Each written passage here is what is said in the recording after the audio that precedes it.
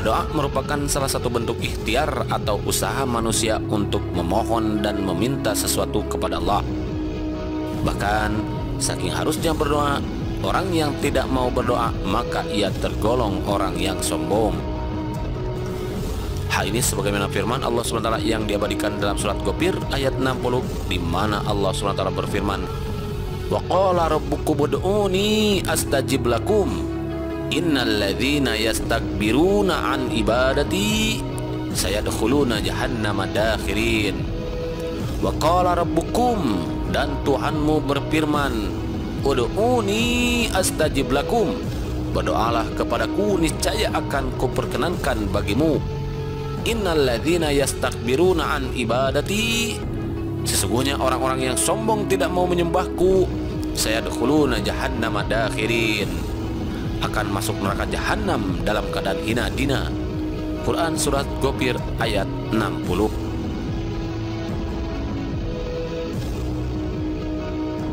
Ayat ini menegaskan kepada kita bahwa doa adalah ibadah, dan meninggalkan doa adalah sebuah kesombongan, dan tidak ada kesombongan yang lebih buruk daripada kesombongan seperti ini. Bagaimana tidak seorang hamba dikatakan sombong karena tidak berdoa kepada Zat yang merupakan penciptanya, pemberi rezeki kepadanya, yang mengadakannya dari tidak ada menjadi ada, yang menghidupkannya dan pula yang mematikannya. Bahkan di dalam suatu hadis yang sahih dikatakan bahwa orang yang berdoa adalah orang yang dimuliakan oleh Allah Subhanahu wa Ta'ala. Maka dari itu, hendaklah kita sebagai hambanya yang lemah dan bergantung kepadanya untuk selalu senantiasa memanjatkan doa kepadanya. Agar doa yang kita panjatkan cepat terkabul, berikut adalah waktu-waktu tertentu yang dijanjikan oleh Allah SWT, bahwa doa ketika waktu-waktu tersebut insya Allah akan dikabulkan dan insya Allah tidak tertolak. Di antara waktu tersebut adalah sebagai berikut. Nomor 1. Berdoa di waktu sahur atau sepertiga malam. Perlu kita ketahui bahwa Allah SWT mencintai hambanya yang berdoa dan merengek, memohon dan meminta sesuatu kepadanya di sepertiga malam yang akhir. Hal ini sebagaimana firman-Nya di dalam surat Az-Zariyat ayat 18, di mana Allah SWT berfirman, "Wabil asharihum yastaghfirun," dan pada akhir malam mereka memohon ampunan kepada Allah. Quran surah Az-Zariyat ayat 18. Dengan demikian dapat dikatakan bahwa sepertiga malam akhir adalah waktu yang mustajab. Sebab pada saat itu Rabb kita Subhanahu wa Ta'ala turun ke langit dunia dan mengabulkan setiap doa hambanya yang berdoa ketika itu. Hal ini sebagaimana sabda Nabi SAW yang artinya, Rabb kita turun ke langit dunia pada sepertiga malam yang akhir pada setiap malamnya. Kemudian berfirman, orang yang berdoa kepadaku akan kukabulkan, orang yang meminta sesuatu kepadaku akan kuberikan, orang yang meminta ampunan dariku akan kuampuni. Hadis riwayat Bukhari nomor 1145 dan Muslim nomor 758.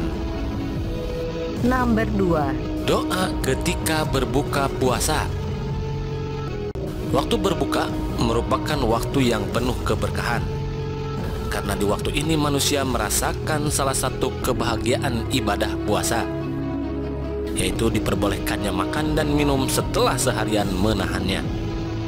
Di dalam sebuah hadis yang sahih diberitakan kepada kita bahwa Rasulullah SAW bersabda yang artinya, orang yang berpuasa memiliki dua kebahagiaan, kebahagiaan ketika berbuka puasa dan kebahagiaan ketika bertemu dengan Rabb-Nya kelak. Hadis riwayat Muslim nomor 1151. Selain daripada itu, keberkahan lain di waktu berbuka puasa adalah dikabulkannya doa orang yang telah berpuasa. Sebagaimana sabda Rasulullah SAW yang artinya, ada 3 doa yang tidak tertolak. Doanya orang yang berpuasa ketika berbuka, doanya pemimpin yang adil, dan doanya orang yang terzalimi.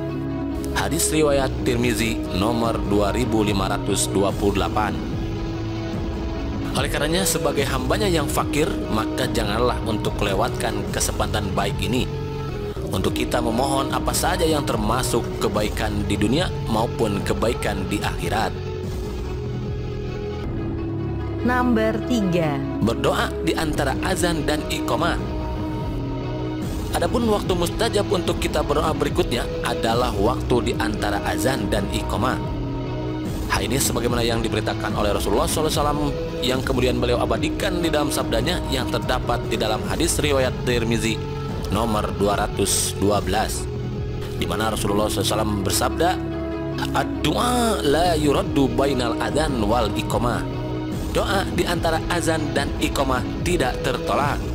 Hadis riwayat Tirmizi nomor 212. Nomor 4. Doa ketika sedang sujud di dalam sholat. Doa di waktu sujud merupakan salah satu waktu terbaik, sebab sebagai wujud kepasrahan dan wujud tunduk akan kuasanya Allah, wujud mengemis dengan penuh kesungguhan dalam pengakuan sebagai hamba yang lemah, yang tidak memiliki kuasa apapun, dan menyatakan kepada Allah telah melakukan usaha yang terbaik semampunya, dan kini ia menyerahkan semua hasil atau apa yang akan didapatnya kepada Allah. Hal ini sebagaimana sabda Rasulullah SAW yang artinya, seorang hamba berada paling dekat dengan Robnya ialah ketika ia sedang bersujud, maka perbanyaklah berdoa ketika itu. Hadis riwayat Muslim nomor 482. Nomor 5. Doa di hari Jumat. Salah satu waktu mustajab untuk berdoa adalah ba'da asar di hari Jumat, sebagaimana sabda Nabi SAW yang artinya, pada hari Jumat terdapat 12 jam. Di antara waktu itu ada waktu yang tidak ada seorang hamba muslim pun memohon sesuatu kepada Allah, melainkan dia akan mengabulkan permintaannya. Oleh karena itu, carilah ia di akhir waktu setelah asar. Hadis riwayat Abu Daud. Di dalam hadis yang lain Rasulullah SAW kembali mengingatkan kepada kita tentang mustajabnya hari Jumat ini, yang kemudian beliau abadikan di dalam sabdanya yang terdapat di dalam hadis riwayat Bukhari dan Muslim yang artinya, Rasulullah SAW menyebutkan tentang hari Jumat. Kemudian beliau bersabda, di dalamnya terdapat waktu jika seorang muslim berdoa ketika itu, pasti diberikan apa yang ia minta. Lalu beliau mengisyaratkan dengan tangannya tentang sebentarnya waktu tersebut. Nomor 6. Doa pada waktu turun hujan. Hujan merupakan salah satu nikmat yang berasal dari Allah Subhanahu wa Ta'ala. Oleh karena itu, sebagai hambanya yang beriman, maka kita tidak diperkenankan untuk mencelanya. Saat turun hujan merupakan saat yang baik untuk dimanfaatkan dalam memperbanyak doa, meminta dan memohon atas apa-apa yang diinginkan. Hadis sebagaimana sabda Rasulullah SAW yang artinya, doa tidak tertolak pada dua waktu, yaitu ketika azan berkumandang dan ketika hujan turun. Hadis riwayat Al-Hakim nomor 2534. Nomor 7. Doa saat meminum air Zam-Zam.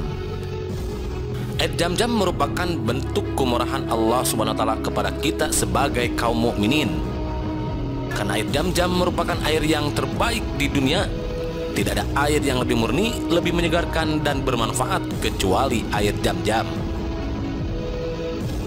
Di antara dalil-dalil yang menunjukkan keutamaan air Zam-Zam sebagaimana sabda Rasulullah SAW dalam riwayat Imam Ahmad yang artinya, saya mendengar Rasulullah SAW bersabda, air Zam-Zam itu tergantung niat orang yang meminumnya.